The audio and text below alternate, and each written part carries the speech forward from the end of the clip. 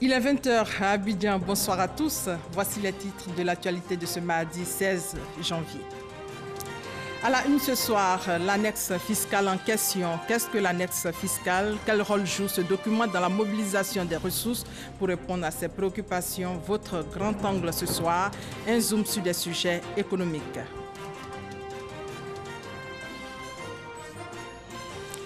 Plus de 130 000 jeunes pris en compte dans des programmes d'insertion, c'est le bilan fait par le ministre de la Promotion de la Jeunesse, de l'Emploi des Jeunes et du Service civique, Sidi Temoko Touré, invité du Presse Club UNJCI dans cette édition.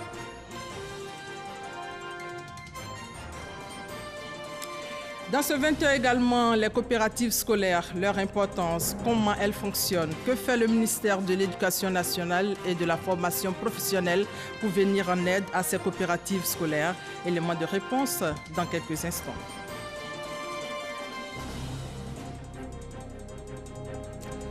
Et enfin, en France, le chef de l'État Emmanuel Macron a défendu sa politique migratoire et menacé de sanctions tout manquement des policiers. C'était au cours de sa visite à Calais, ce bidonville de plus de 8000 migrants démantelés en octobre 2016. Voilà pour les titres. Bienvenue à tous.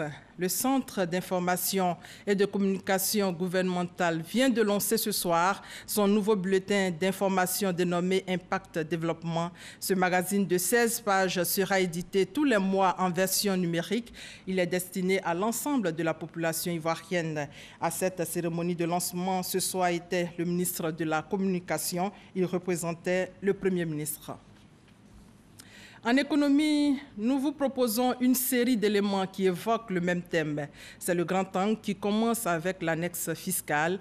Qu'est-ce que c'est? Quel rôle joue ce document dans la mobilisation des ressources fiscales de l'État? Quelle autorité est chargée de l'élaborer et de l'appliquer?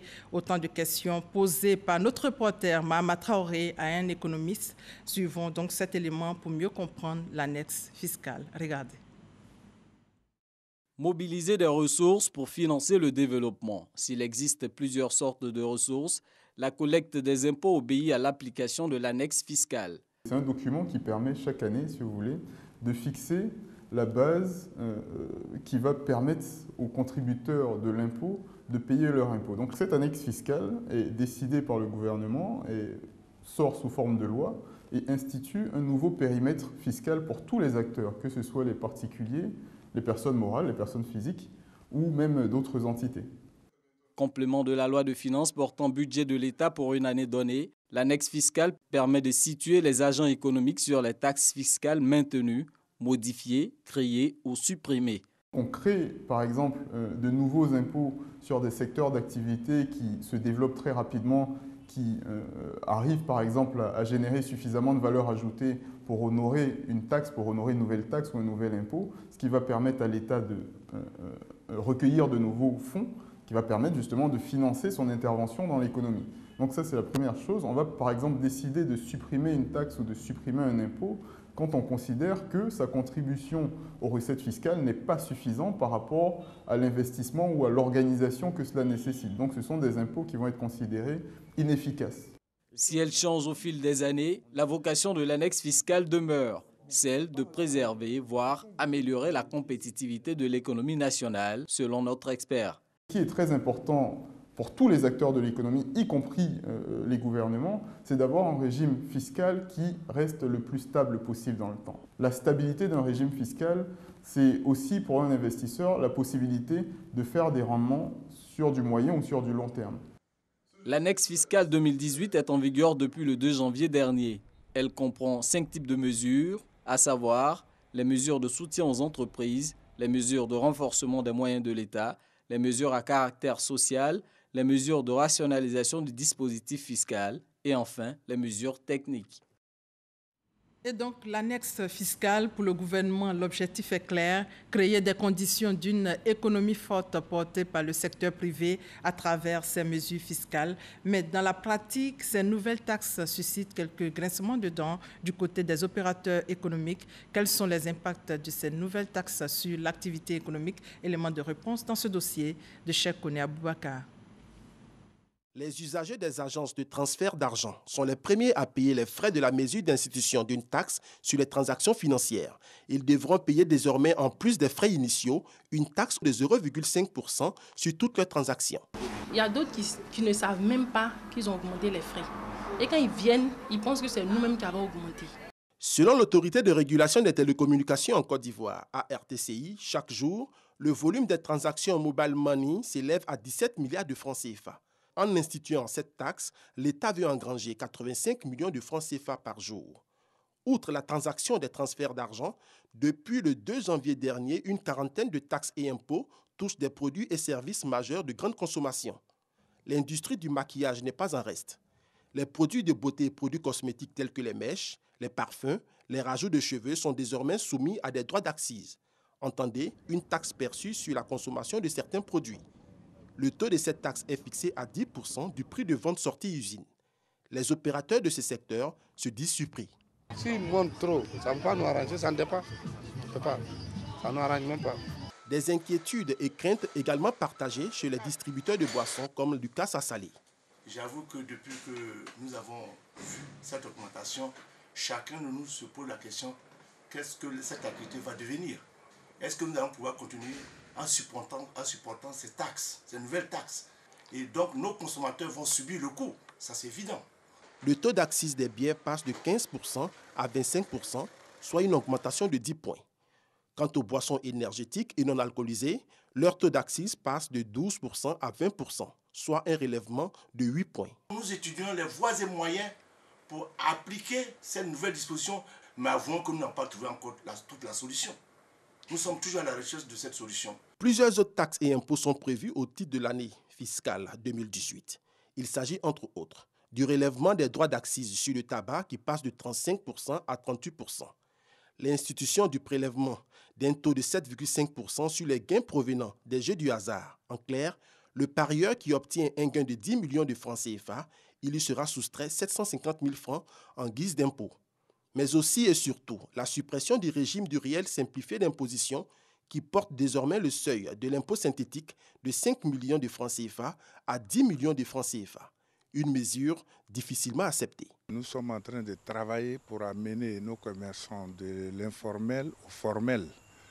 Mais lorsqu'on nous dit maintenant que ce qui était au chiffre d'affaires de 5 millions passe à 10 millions, ça veut dire du simple au double, et ça va maintenir ces commerçants-là dans l'informel. Pour l'administration fiscale, l'instauration de ces nouvelles taxes se justifie. Les nouvelles taxes qui ont été introduites visent à fiscaliser certains produits dont la taxation est recommandée par le dispositif communautaire de l'UEMOA. Il y a certains secteurs qui, ayant les mêmes caractéristiques que d'autres secteurs taxés, ne supportaient pas d'impôts. C'est tout cela qui peut donner l'impression qu'il y a de nouvelles taxes qui ont été créées. Au total, le gain net des mesures contenues dans l'année fiscale pour l'année 2018 est évalué à 75,4 milliards de francs CFA. Ce montant est obtenu par la différence entre des recettes générées de 78,78 milliards de francs CFA et les pertes induites de 3,38 milliards de francs CFA. Un impact sur les activités économiques diversement apprécié entre l'État et le secteur privé.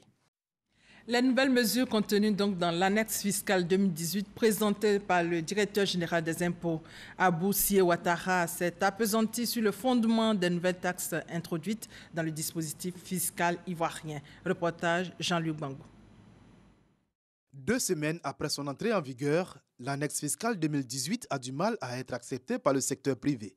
Le directeur général des impôts a donc saisi l'occasion de cette rencontre avec les médias pour expliquer le bien fondé de ce nouveau dispositif fiscal. L'annexe fiscale pour la gestion 2018 a décidé de repositionner notre pays en matière de fiscalité en nous permettant de respecter la législation communautaire.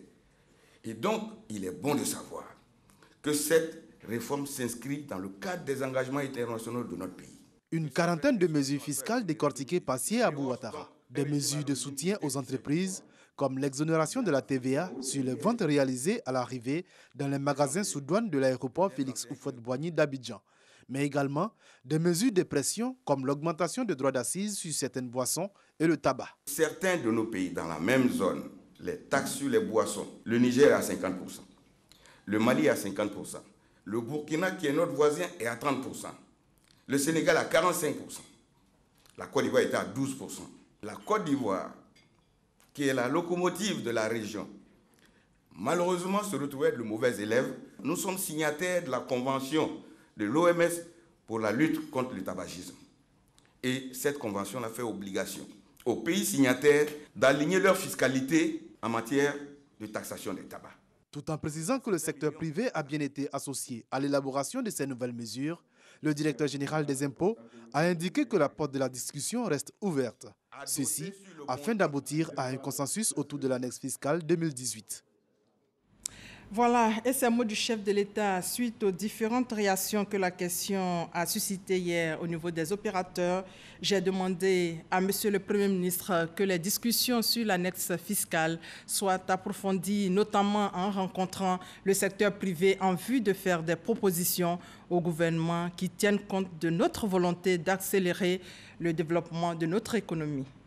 Fin maintenant du grand angle. L'actualité ce soir, c'est aussi le point fait par le ministre de la Promotion, de la Jeunesse, de l'Emploi des Jeunes et du Service civique. Sidi Touré note la mise en œuvre de programmes en faveur de plus de 130 000 jeunes de 2015 à 2017. Information donnée par l'invité du Presse Club de l'UNJCI. Pour 2018, le ministre annonce donc de bonnes perspectives, nous dit Serge Collia. Environ 52 000 jeunes bénéficiaires d'un programme de formation. 36 728 touchés par des programmes en faveur de l'emploi salarié. En ce qui concerne le financement de l'auto-emploi et de l'entrepreneuriat, ce sont 41 593 jeunes qui ont été soutenus. Ces chiffres réalisés de 2015 à 2017 témoignent du travail abattu par le ministère de la Promotion de la Jeunesse, de l'Emploi jeune et du Service civique. Au total, plus de 130 000 jeunes ont su saisir leur chance. La thématique dans notre département cette année portera sur le civisme et la citoyenneté. Nous allons aller beaucoup plus loin cette fois-ci avec le projet de loi qui a été adopté en fin d'année 2017, le projet de loi par rapport à la réintroduction du service civique en Côte d'Ivoire.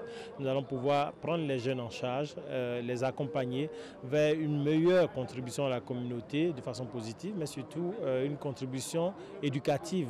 À ce jour, selon le ministre, des centaines de milliers de jeunes ont visité ou sont inscrits sur le site de l'agence Emploi Jeunes.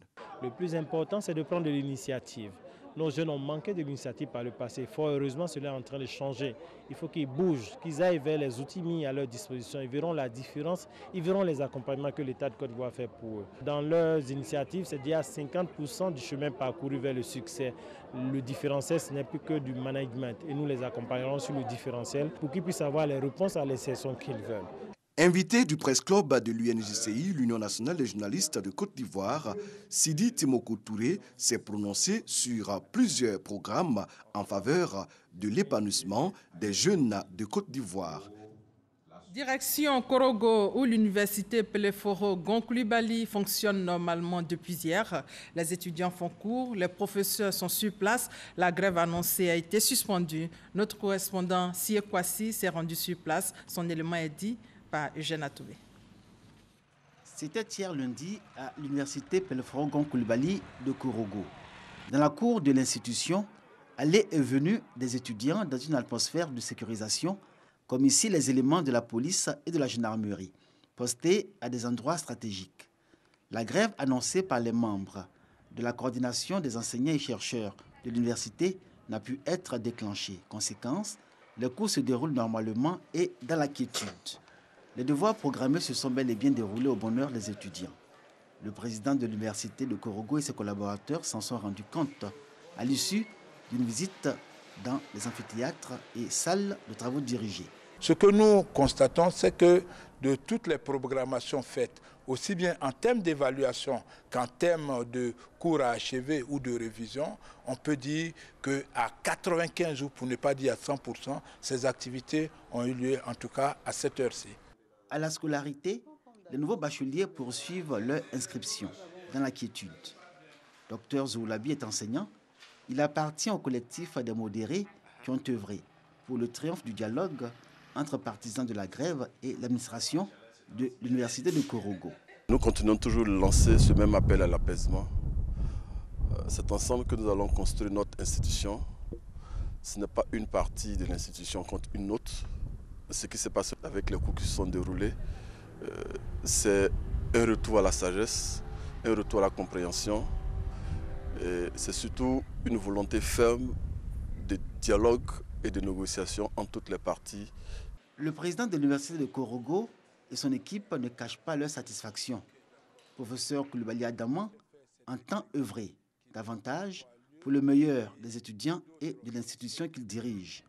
Il en appelle à la retenue et à la responsabilité de toute la communauté universitaire de Korogo. Il faut qu'on aille vers la normalisation de ces activités académiques. C'est un enjeu majeur pour que le secteur de l'enseignement supérieur apporte sa pierre à l'édification de notre nation. Depuis le retour à l'accalmie hier à ce jour, aucune action de perturbation n'a été enregistrée.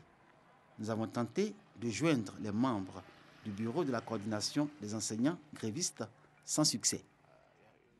Et les valeurs d'excellence, de probité, de rigueur inculquées aux étudiants, c'est le fait marquant de la première journée d'accueil et de récompense des étudiants de l'université islamique. L'objectif est de faire la promotion des sciences juridiques, nous dit Walter Amadou Ouattara. Une dizaine de professions, entre autres magistrats, avocats, notaires, huissiers de justice, expliquaient aux étudiants de l'université islamique Al-Foukan de Côte d'Ivoire. Deux communications, l'une sur les acteurs de l'appareil judiciaire et l'autre sur l'assistance judiciaire. Nous sommes chargés de la formation professionnelle d'une catégorie de l'appareil judiciaire. Nous venons leur donner les éléments nécessaires pour faire un choix éclairé. Cette première journée d'accueil des nouveaux bacheliers et de récompense des meilleurs étudiants de l'université Al-Foukan a permis d'édifier les apprenants et les invités. Jean Jaurès Ismaël Doucouré, étudiant en licence 2 de l'UFR Sciences juridiques, administratives et politiques, est désigné lauréat de l'édition. L'université elle-même, par son nom, donnait l'impression qu'on enseignait l'islam dans l'école. Mais c'est arrivé dans l'établissement que nous avons croisé M. Mété, qui a pu nous expliquer que l'école était une école laïque. Le directeur général de l'Office national d'identification ONI, parrain de la cérémonie, salue l'initiative et exhorte les étudiants à s'approprier les valeurs d'excellence et de probité. L'excellence, c'est une valeur que nous cultivons depuis la famille, à l'école et dans la rue. Et cette excellence-là demande de travailler dur, demande de cultiver l'humilité, demande de cultiver un savoir-faire et un savoir-être dans la société. Établissement d'enseignement laïque, l'Université islamique Al-Foukan de Côte d'Ivoire a été créée en 2009 et l'UFR des sciences juridiques, administratives et politiques y existe depuis 2017 avec 200 étudiants, dont 55 nouveaux bacheliers.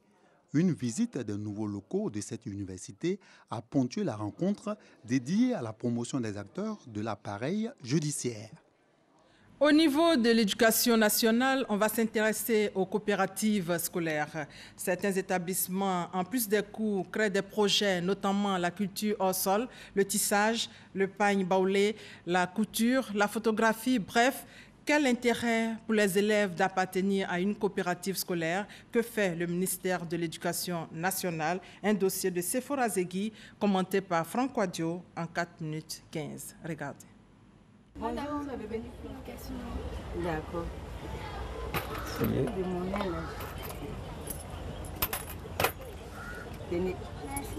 Cet exercice, Aline et ses amis le font tous les matins.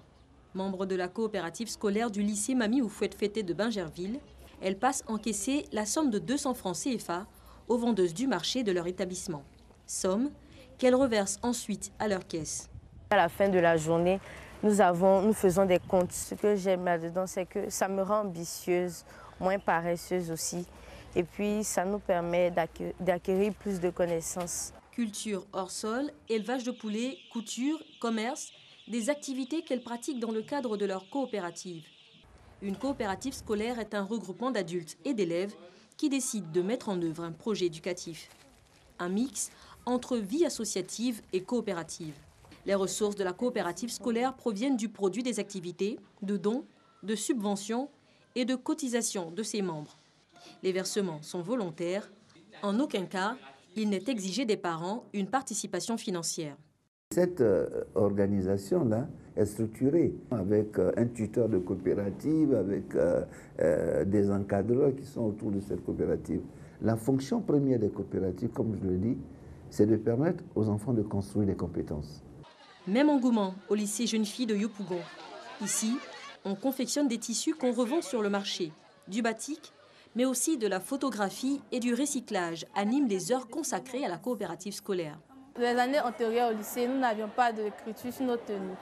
Nous-mêmes, entre élèves du lycée, nous écrivions le nom de l'école sur nos tenues. Et nous remarquons que lorsque nous l'avons, les écritures s'effaçaient. Alors nous avons approché nos profs d'art plastique pour qu'ils puissent nous aider à fixer la couleur. C'est de là qu'est sorti le projet du club batik. Nous recyclons des pots, des plastiques et nous les découpons. C'est fait à la main par les élèves elles-mêmes. La coopérative scolaire n'est pas réservée au cycle secondaire. Les élèves de maternelle et du primaire sont aussi concernés. Au groupe scolaire Léon Robert dans la commune de Trècheville, ils ont entre 7 et 11 ans et font du tissage de pagne baoulé, une activité avec ses contraintes. Nous avons un seul atelier pour 16 enfants, donc je ne peux pas travailler avec beaucoup d'enfants. Je suis obligé de travailler avec 2 ou 1 enfant. C'est intéressant parce que demain, ça va me donner du boulot. On n'a pas beaucoup d'ateliers. On veut que le ministère nous aide, qu'on aille beaucoup d'ateliers. C'est une activité scolaire pour améliorer la qualité de vie des élèves et surtout leur donner le goût de l'entrepreneuriat dès le bas âge. Si certains parents sont contre, ce n'est pas le cas de Dame Ramata qui vient d'acheter une robe confectionnée par des élèves. À partir de ce qu'elles apprennent dans leur école, je vois le résultat à la maison. Tout se passe bien et je pense que c'est une très bonne chose, les coopératives scolaires. Je ne suis pas trop d'accord pour les coopératives, pour les élèves. Parce qu'un élève ne doit pas suivre 2 choses à la fois. Il faudrait qu'ils suivent leur cours, puisque les parents payent les études pour que les enfants deviennent quelque chose demain. Au ministère de l'Éducation nationale, de l'enseignement technique et de la formation professionnelle, on apporte son soutien aux activités coopératives. Un geste pour permettre aux élèves de développer leur leadership. Nous formons les encadreurs à la planification des activités, à la production agro-pastorale, et puis nous faisons le suivi au quotidien pour que vraiment les choses puissent s'améliorer. En Côte d'Ivoire, la coopérative a été introduite à l'école en 1968. Après les réformes entreprises par la tutelle, elle est aujourd'hui obligatoire pour les élèves de la maternelle à la terminale. On dénombre 2502 coopératives dans le préscolaire, 16 324 au primaire et 1641 coopératives dans le secondaire. Sur les 20 467 coopératives que compte le pays, seulement 45% sont fonctionnelles. Dossier signé Sephora Zegui et Christelle Menant. Et nous allons prendre la direction d'Abengourou. La ville a obtenu plus de 10 km de voies bitumées à la faveur de la visite d'État du président de la République dans la région de l'Indénié-Djuablin. On dira qu'Abidjan a sa rue Princesse à Yopougon, mais la rue Princesse d'Abengourou est très dégradée. Les populations en parlent de plus en plus. Le constat de Chena Toubé. Dans la ville d'Abengourou, c'est l'une des rues les plus fréquentées par les automobilistes et les piétons, de jour comme de nuit. Une rue poussiéreuse et étroite, comme on en trouve dans tous les quartiers de la Cité de la Paix, à la seule différence qu'elle porte un nom évocateur, rue Princesse. Pas un seul habitant d'Abengourou qui ne se plaint ou ne s'offusque de l'état de cette rue, et pour cause. Si la rue Princesse est bitumée, je pense que ça va beaucoup rendre encore plus beau, plus joli la ville. Puisque tout le monde y passe, même les étrangers qui viennent d'ailleurs, qui veulent s'amuser, qui veulent s'éclater dans les périodes de fêtes, ils viendront ici parce que les maquis n'existent plus dans d'autres quartiers, ce n'est pas ici à la rue Princesse. C'est souvent la mairie qui vient gratter un peu, en tout cas eux aussi, mais ils ne font qu'aggraver la situation. Quand ils font comme cela, vraiment on ne peut plus passer. La rue Princesse a un tronçon long d'environ 1 km au quartier Commerce. Elle est bordée de part et d'autre de ses accotements de commerce, maquis, bars, restaurants, étals divers et cabines téléphoniques. Pour tout dire, une rue attractive et pourvoyeuse d'emplois. Mais la rentabilité des activités qui s'y déroulent est en nette baisse, comme l'indiquent certains propriétaires qui pointent un doigt accusateur sur les autorités municipales. Tu as assis avec ton verre, c'est la poussière que tu consommes. On se plaint, mais vraiment, il n'y a rien à faire. On a fait des délégations pour aller à la mairie. En tout cas, le retour n'est pas bon. Il n'y a pas de goudron, il n'y a rien. Les gens refusent de venir ici payer à la poussière. On est obligé d'arroser ça avec une noix là. Mais on ne gagne même pas même. Vous avez votre voiture bien, et on te dit de venir te mettre ici. S'il pleut là, tout est poton. Tout. Si la rue Princesse apparaît pour les populations d'Abengourou comme une attente trompée, la ville peut toutefois se targuer d'avoir évolué et gagné énormément en termes de bitumage de sa voirie. 10 km de bitume ont été obtenus à la faveur de la visite d'État du président de la République dans la région de l'Indénieux-Guablin. Pourquoi est-ce que tout Abengourou a été bitumé à part la rue Princesse? Bon, personne ne nous répond, ne sait vraiment pas ce qui se passe. Mais il faut dire que nous sommes un peu déçus parce qu'on n'a pas de réponse aux questions. Et aujourd'hui, entre grogne et interrogation des populations, la mairie d'Abengourou reste placide pour ce qui est entrevu. Le bitumage de la rue Princesse, très prochainement, dit-on, mais au sujet duquel, jusque-là, il n'y a eu aucune communication. Nous avons bénéficié d'abord du programme précis, 4 km 600 de bitume. Lorsqu'on faisait ces études-là, la rue Princesse était vraiment praticable. C'est ce qui a fait que la rue Princesse a été un peu oubliée. Il y avait précis 2 encore, les études sont déjà faites, les appels d'offres sont déjà passés, l'entreprise adjudicataire est déjà connue, dont les travaux normalement doivent démarrer dans ce mois de janvier-là. Et là, la rue Princesse est en priorité. La rue Princesse, y compris les autres voies de la ville d'Abengourou, forment un linéaire de 350 km, illustration de l'énormité des besoins à combler au plan de la voirie. À cela, il faut ajouter les questions de salubrité et d'assainissement qui, vraisemblablement, seront au cœur des débats pour les prochaines municipales. Et au chapitre politique, les militants du PDCI-RDA se sont retrouvés hier à la maison du parti à Cocody. C'était d'ailleurs leur premier grand rendez-vous de l'année. À cette occasion, Henri Konan Bédié a décliné les priorités du parti, à savoir la redynamisation du PDCI-RDA. Les précisions de Michel Digré. C'est un air de fête qui a soufflé sur la maison du parti à Cocody.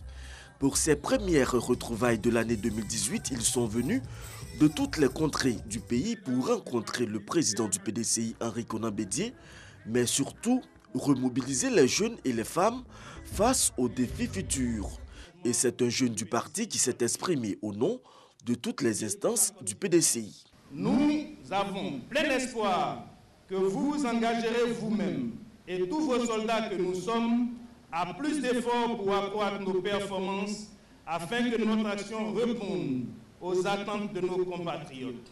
S'adressant aux militants, Henri Konan Bédié a donné les enjeux de cette année 2018. Il s'agit d'une année particulièrement importante, aussi bien pour notre parti que pour notre pays. Il nous appartient de prendre les dispositions qui s'imposent pour que nous obtenions les résultats que nous attendons. J'ai déjà donné des orientations dans ce sens, relativement à notre comportement en tant que famille politique. Autre temps fort de cette rencontre, l'hommage à certains anciens du PDCI-RDA décorés dans l'ordre du Bélier. À l'étranger, le président français Emmanuel Macron a affirmé ce mardi, lors d'un discours ferme devant les forces de l'ordre de Calais, que l'État ne laissera se reconstituer une jungle. Il a aussi promis l'engagement de l'État français sur la distribution de nourriture aux migrants. Le récit de Gabriel Zani. Un discours à pas de Calais ce mardi qui réaffirme la politique migratoire d'Emmanuel Macron, le président français. La ville de Pas-de-Calais a vu s'installer depuis le début de la ruée vers l'Europe des milliers de migrants. Calais était devenu donc en espace de quelques années un passage illégal vers les autres pays de l'Union européenne, notamment l'Angleterre. Nommé la jungle, le bidonville fut démantelé en 2016 et Emmanuel Macron a annoncé ce mardi qu'il n'y aurait plus un nouveau bidonville à Calais. En aucun cas, nous ne laisserons ici se constituer ou se développer des filières illégales. En aucun cas, nous ne laisserons ici se reconstituer une jungle ou une occupation illégale du territoire. Pour que Calais ne soit plus la porte d'entrée illégale en France, les forces de l'ordre sont mises à contribution.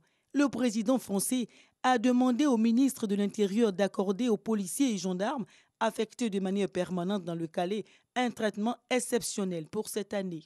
Et il nous faut tout à la fois avoir cette humanité parce que ce sont des femmes et des hommes à qui nous la devons et nous devons la reconnaître, qui sont face à nous, mais parce que ce sont des femmes et des hommes fonctionnaires de notre République qui sont là, qui se sont engagés au quotidien et qui ont droit au respect eux aussi. Parce que c'est leur souci de chaque jour qui rend notre tranquillité possible. Parce que c'est leur engagement de chaque jour qui rend l'ordre de la République possible. En revanche, les forces de l'ordre devront être exemplaires vis-à-vis des migrants pour mériter la confiance placée en elles. Une responsabilité qui engage l'État français, selon Emmanuel Macron, qui fait une autre annonce, celle de la prise en charge par l'État de la distribution de repas aux migrants. Une tâche exécutée jusqu'alors par 4 associations, l'Auberge des migrants, Utopia 56, Refugees Communauté Chicken et Salam. En résumé, le président français demande plus de responsabilité à tous ceux qui sont engagés dans la gestion des migrants à Pas-de-Calais. En février prochain, Emmanuel Macron va mettre sur la table du Conseil des ministres son projet de loi Asile-Immigration. Au regard du discours de Pas-de-Calais, le président français a voulu démontrer l'efficacité et l'humanité de son projet.